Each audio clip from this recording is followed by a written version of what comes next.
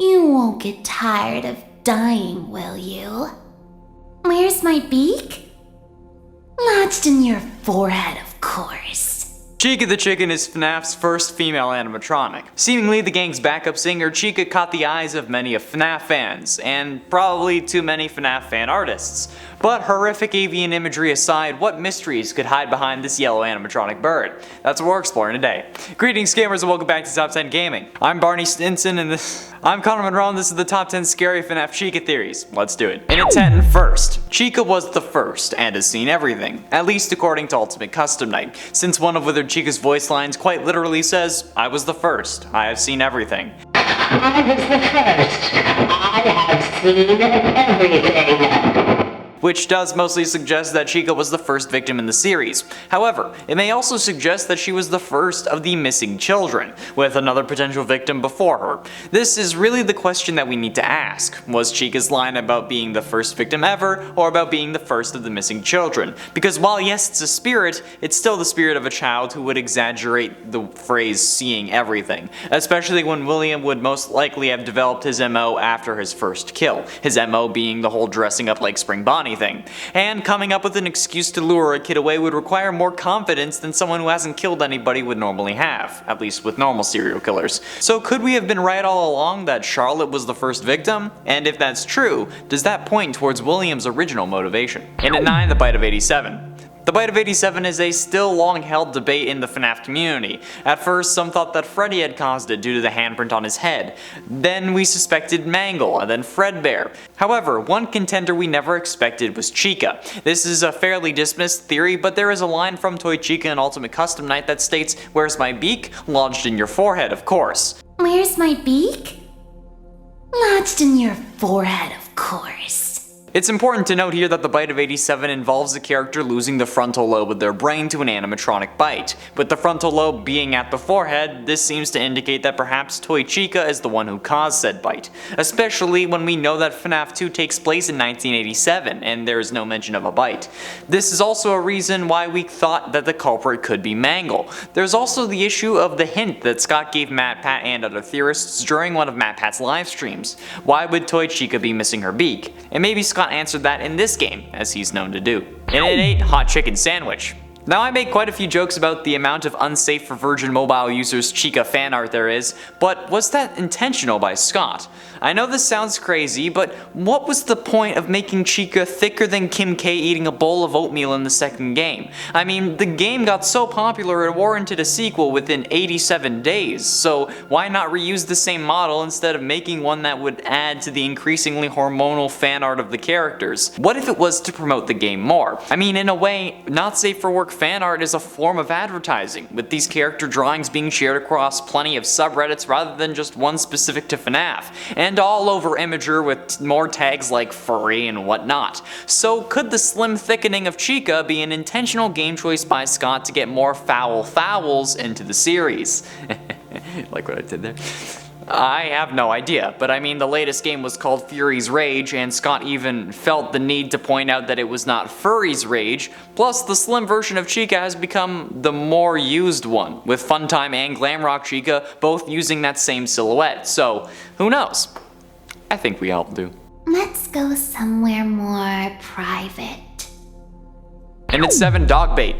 It was already a mystery as to how Afton managed to lure these kids away from their parents, even if it was with characters they trusted. It's a wonder why they didn't call out stranger danger or something similar. But thanks to Chica, and more importantly her high school years, we were able to get an answer. Afton manipulated the kids through their grief. For Chica, it was her dead dog, which we see multiple times, but get a solid answer for an Ultimate Custom Night during the intermissions for Toy Chica, the high school years, which sounds like a video someone put on the orange YouTube, but after ensuring that we all knew Chica was 18 at the time. Oh god, hopefully that's not an actual video. No matter, after Chica said that she would say that someone ran over Twisted Wolf's dog in front of her house, I think we all figured it out. We had ideas beforehand, but this just set it in stone. But this also begs the question, if Twisted Wolf's dog was hit, was it a family member or a domesticated descendant of his own species?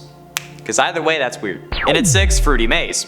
Fruity Maze is where we got the idea that the dead dog was what lured Chica away to her ultimate death, since in the Fruity Maze minigame we can see flashes of a girl playing the arcade game whenever we are playtesting it. However, as the maze levels continued, they also get more gruesome, showing dead dogs instead of fruit, and eventually having you trail bloody footprints behind you, which is horrible, but as the images get worse, so does the reflection, eventually showing the blonde girl crying with Spring Bonnie standing behind her. Once you complete the final level, we hear the horn of a car as text appears on screen, saying, "He's not really dead, he's over here, follow me," which is ultimately William luring us to our fate. Time ended. At least we get to see our dog again. There's actually another theory that Afton uses the dog to possess Mangle, and that's why Mangle's moving in FNAF 2 minigames, but also it was his first experiments with Remnant, but that's not a Chica theory, so I'll leave it at that for now. Halfway through into number 5, high school years.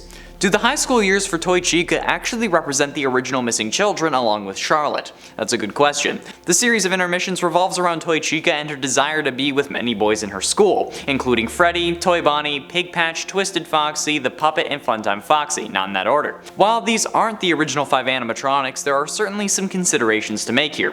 Freddy, Toy Bonnie, Funtime Foxy, and the Puppet are fairly obvious. They each represent at least a version of their animatronic, whereas Twisted Fox and Pig Patch can be harder to place. The Twisted Fox is actually kind of simple, with them being the outlier and the most deceptive, like Golden Freddy, which would leave Pig Patch to be Chica's representation, since after all, she is the protagonist, and pigs and chickens are both farm animals. But this could also just be a symbol of how Chica was the first victim, and has seen even the puppet get killed, cause you know, she has body parts in her bag of all the people she's loved.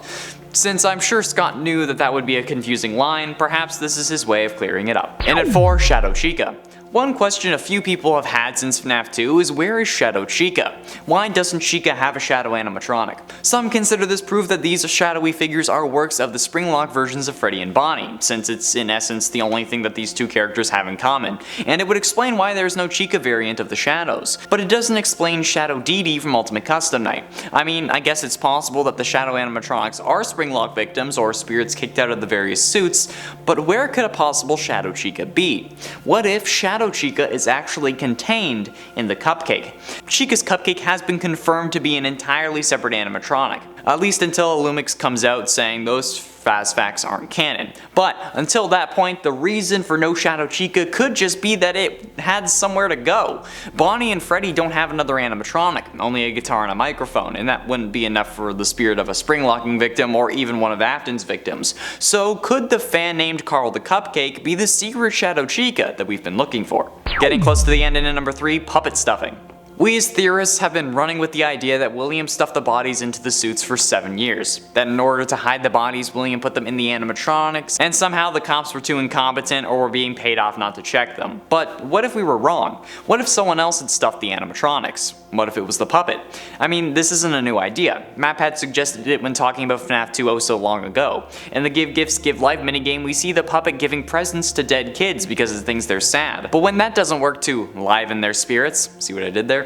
Instead, it gives them life. Only at this point do we see the animatronic heads of Freddy, Foxy, Bonnie, and Chica. And what about Golden Freddy, you ask? Well, he's there, but he only appears for a few frames after you put the final head on and gets quickly covered up by the Golden Freddy jump scare. So there we go. Does that settle it? Well, we can't say for certain. Since this is only 8-bit, we could assume that they're only displayed as dead kids because Scott wants the audience to understand that, and it also doesn't make sense that the puppet would hide the bodies, basically giving William an out, especially being the daughter of Henry and highly intelligent, at least for an animatronic possessed by a dead kid. Penultimately, and at number 2, Funtime Chica. The existence of Funtime Chica was something many poultry enthusiasts were excited for during the lead up to Sister Location's release. However, much to the dismay of some very not safe for work Reddit pages, there was no Funtime Chica. Where was she? Well, thanks to some code searching on the Scott Games website, we found our answer. Funtime Chica was simply rented out. To where? A new and unheard of location called Chica's Party World. This was easy to work out using maintenance logs and a slightly abbreviated form of this new restaurant. Whether it was new or had just been acquired, that explains where Funtime Chica was. And it was just a theory until Ultimate Custom Night came out that gave us a real canon version of Funtime Chica. But I have to be honest, the fan-made version without the beak was cooler in my opinion. However, that whole game does take place in Afton's brain while he's in a coma, so maybe it's not a real animatronic. Finally, and at number 1, Suzy. This is again all but confirmed at this point, basically being considered canon by basically everyone. However, it's still just a theory, at least until Scott confirms it. So let's humor ourselves, shall we? Who is the one possessing Chica? Most assume it to be a young blonde girl named Suzy, thanks to FNAF 3 and FNAF 6 as well as the Fruity Maze minigame.